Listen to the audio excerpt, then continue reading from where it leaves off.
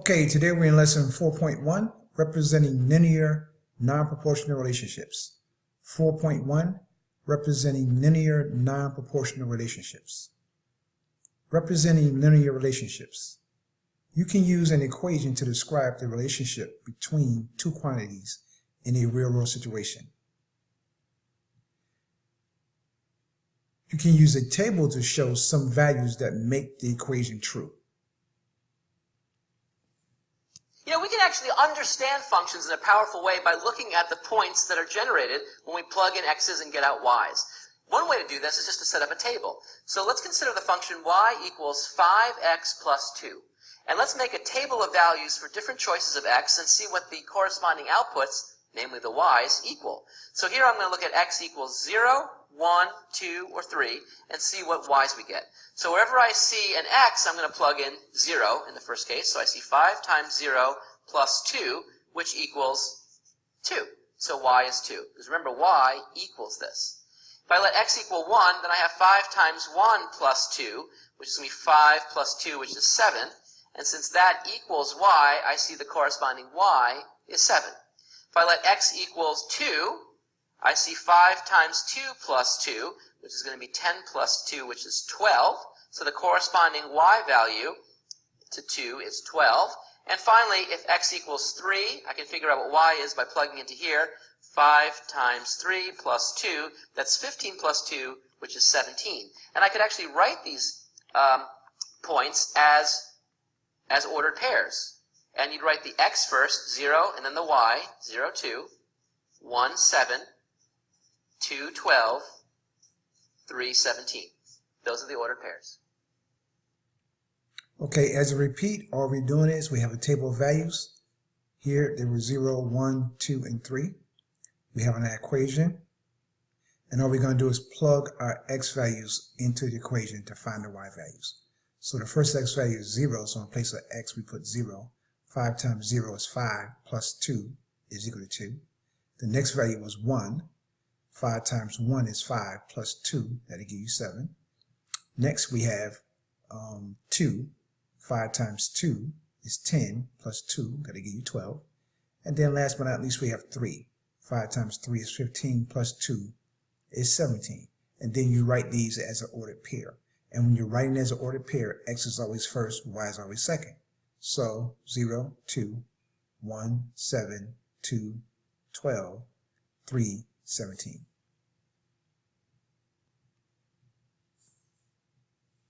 Okay, example 2. Representing linear relationships using graphs. A linear equation is an equation whose solutions are ordered pairs that form a line when graphed on a coordinate plane. Linear equations can be written in the form y equals mx plus b, where b cannot equal 0. The relationship between x and y is non-proportional. So in other words, when you have a y-intercept, the graph is considered to be non-proportional. Don't forget, this is your slope, this is your intercept. Hey, let's take a look at a mulchy question. So for every pound of mulch that is added to an order, and I'm assuming these orders are actually a mulch. Can you imagine if you're ordering CDs and then you ordered a pound of mulch on top of that? That wouldn't be so good. But we're buying mulch, and for every pound of mulch that's added to an order, the price increases by $5.50. So that's a lot of money for mulch. There is a $20 delivery charge for all orders. So it doesn't make a difference how much you order. You've got to pay an extra $20 to have it delivered. Our mission is to write a linear function that describes the relationship between the pounds and the price. And then let's see if we can make a graph to show the relationship. All right, so let's take a look. So we have input. That's going to be the pounds that we purchase. The output is going to be the price. Let's think of the rule now.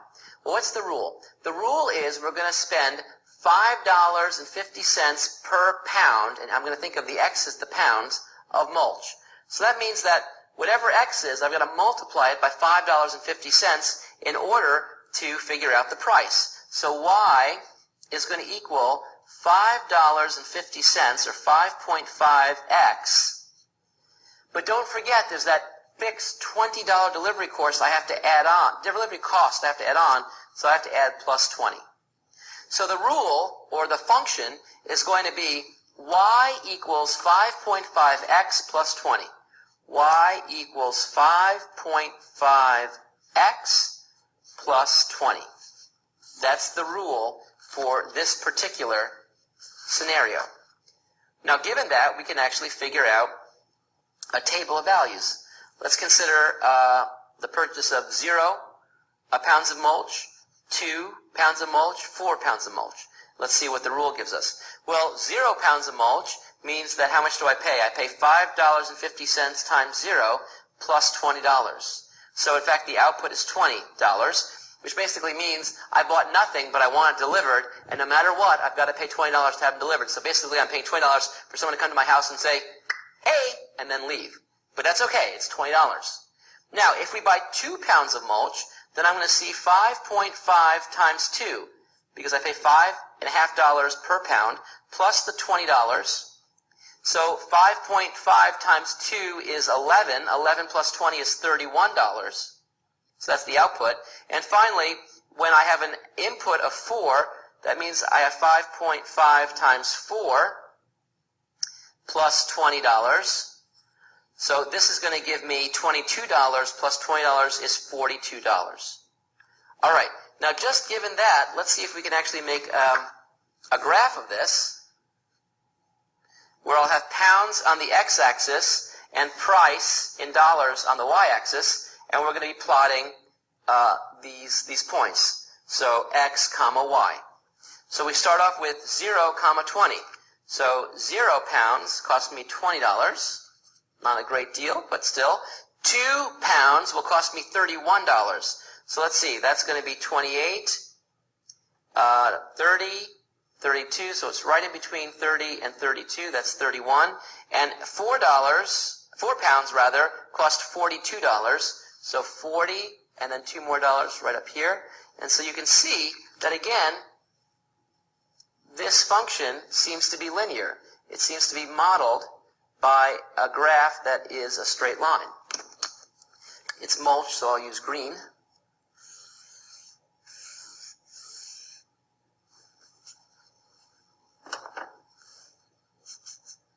And so you can see, given all of this, we see that we have this graph, and we can see a relationship between the pounds and the price given this function.